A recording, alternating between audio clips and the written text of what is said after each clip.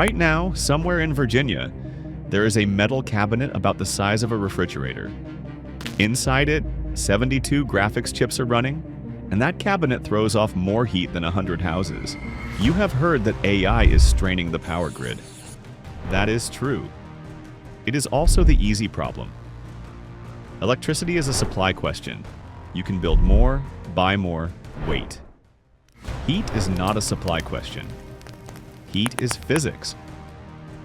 In 2020, the average data center rack drew about 6 kilowatts. By 2026, 27. And the racks NVIDIA ships today hit 135. A standard rack, the kind that has run the internet for 20 years, rarely passes 15. The machines got 10 times hotter in about 3 years. If you cannot pull that heat out as fast as the chips make it, they do not keep working. They throttle themselves down to survive. And a throttled GPU is the most expensive idle object on Earth. So the whole AI race, the chips, the data, the billions in capital, sits on one question almost nobody asks. Where does the heat go? The answer is a company you have never heard of. Not in Silicon Valley. It makes no chips and has never trained a model. It is an air conditioning company from Ohio, founded in 1965. And 10 years ago, one of America's great conglomerates decided it had no future and sold it.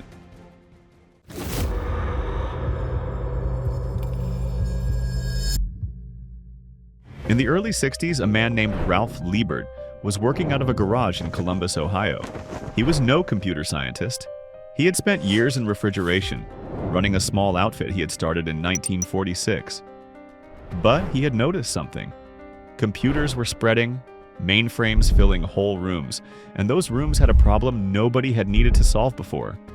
The machines threw off heat, and they were exquisitely fragile about the air around them. Too warm, they failed. Too humid, they failed. Too dry, static destroyed them. So in his garage, Liebert built a box. Not an air conditioner, as you know one. It held temperature within 1 degree Fahrenheit and humidity within 2.5%. In early 1965, he took it to IBM in Chicago. They understood it instantly and arranged for him to show it at the International Data Processing Show in Philadelphia. The orders started coming in. Later that year, Liebert Corporation was chartered. A leased building. 5 employees. The world's first company built to keep computers cold. Every mainframe, every server, every data center that has ever existed sits downstream of a problem this man solved in a garage. Staff at the plant said they always knew when he was coming. He brought his dog, Angel, to the factory. You would hear the toenails on the concrete first. He died in 1984. The company kept growing.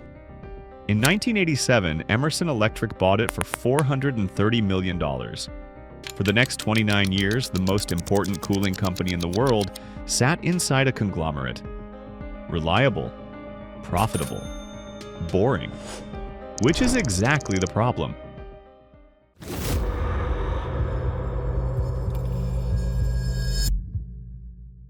By 2015, Emerson was a sprawling industrial giant, and its network power division, the one built around Liebert, was underperforming.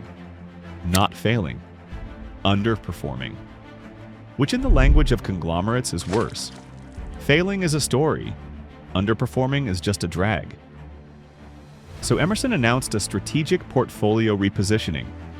On August 2, 2016, it sold network power to a private equity firm, Platinum Equity. $4 billion. The chairman called it a successful result for shareholders, a way to build a more focused company. Now hold that number against this one. That year, the business did $4.4 billion in sales. Emerson sold it for less than 1 year of its own revenue. That is not a price. That is a verdict. That is the multiple you accept once you have decided a business has no future worth paying for. Platinum renamed it vertiv. And for 4 years, Emerson looked right. Vertiv sold its ASCO power business to Schneider for $1.25 billion, selling parts for cash. In 2020, it went public through a Goldman Sachs shell company, and $1.5 billion of what it raised went straight to paying down debt. This is not the story of a hidden gem. It is the story of a heavily indebted industrial business nobody wanted, doing exactly what nobody wanted businesses do. And then 3,000 miles away, someone stacked 72 graphics processors into a single cabinet.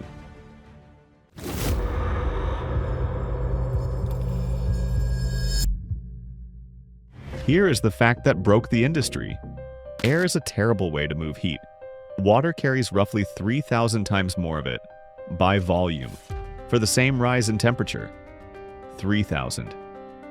For 60 years that did not matter because the heat stayed low enough that air was good enough. Liebert's whole industry was built on blowing precisely conditioned air across warm machines. Then the chips changed. An NVIDIA GB300 rack packs 72 GPUs, each up to 1,400 watts. That is over 100 kilowatts from the graphics chips alone, before the 36 CPUs beside them. The cabinet weighs 1.36 tons. It is not a server. It is a furnace that does mathematics. You cannot blow air at this. Not with better fans or colder rooms. The physics runs out. In 2026, the industry's own standards body began recommending liquid cooling pressed straight onto the chip above 20 kilowatts a rack. Every serious AI deployment crossed that line last year, so the answer is water. Pumped through cold plates pressed onto the chip itself. Sealed loops, manifolds, quick disconnect fittings that cannot leak. Because a leak inside a rack holding several $1 million of silicon is not a maintenance event. Which raises a specific question. Who knows how to run pressurized water through the most expensive electronics ever built, at scale, without killing them? Not the chip companies. One company had spent 6 decades on nothing else, keeping computers from destroying themselves. The one Emerson threw away.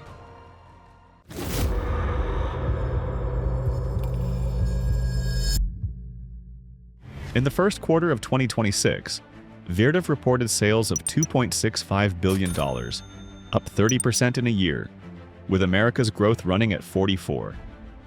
Its backlog, work sold and not yet delivered, passed $15 billion, 12 to 18 months of revenue, already booked. In March 2026, it joined the S&P 500. Its market value is now around $120 billion. Emerson sold it for $4 billion, but the number that tells the story is a different one. In March 2026, Eaton, one of vertiv's largest rivals, found it had no liquid cooling and needed some immediately.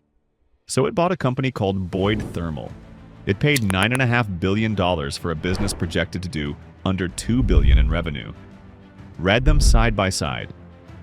In 2016, a thermal business was worth less than 1 times sales.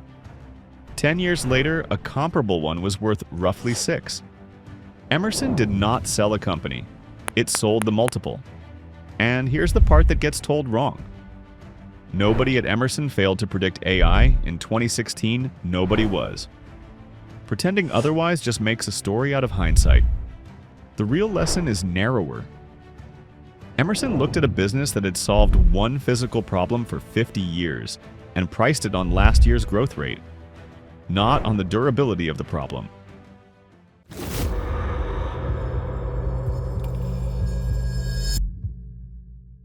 Heat does not go away. Ever. Every generation of computing, from Liebert's mainframes to the model answering you right now, makes it. The only thing that changes is how much. That is not a growth story. That is a physical constant with a company attached. And it is about to get much worse.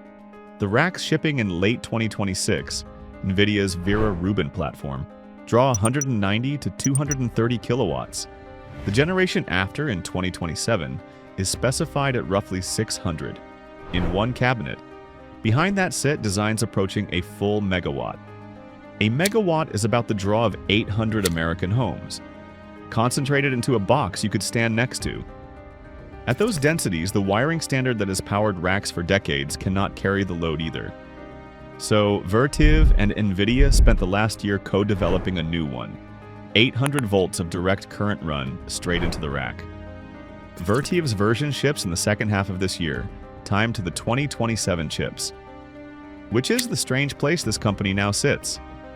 The The cooling has to be designed years before the chips are finished. So, in Westerville, Ohio, engineers are building thermal systems for processors that do not exist yet. For models nobody has trained, to answer questions nobody has asked.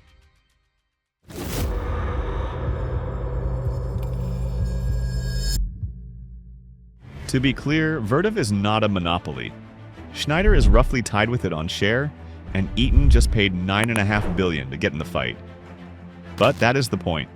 The most valuable real estate in the AI boom is not the chip everyone is looking at. It is the 2 inches of copper and water pressed against it. Every time you ask an AI model a question, things happen you will never see.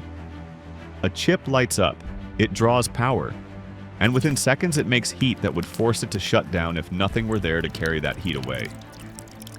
Something is there. It has been there since 1965. It started in a garage in Ohio with a refrigeration man who noticed computers were getting warm. A conglomerate decided the whole thing was worth $4 billion. They were off by $116 billion. There are more of these. Companies that own a physical constant sitting quietly inside an industry that thinks it is about something else. Subscribe and I will keep finding them, because the next one owns something you touched before you watch this video, and you have no idea what it is called.